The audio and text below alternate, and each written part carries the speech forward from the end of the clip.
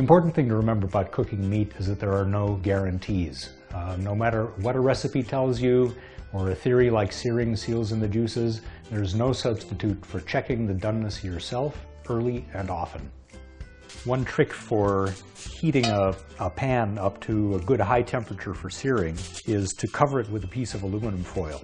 The foil reflects the escaping heat back onto the pan surface, and it heats up much faster. It's important to let the pan heat up long enough, not only just to get hot, but for that heat to even out.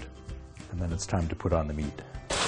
It helps to push down on the meat as it's cooking to increase the contact between the meat surface and the pan surface, which is going to get that browning, that searing going even faster and more evenly, because some parts will shrink away from the surface and those parts won't get as brown as the rest. Searing meat actually makes it more likely that you're going to end up with a less juicy piece of meat because it's a very high temperature process.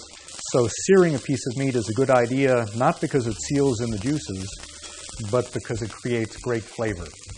That's the reason to sear meat.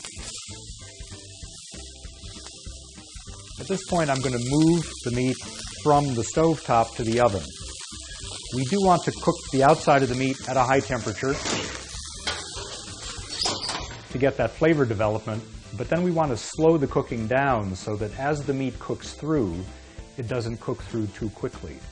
We're trying to hit a very narrow range of temperatures inside that piece of meat, between maybe 130 and 150 degrees. The steak is done about now.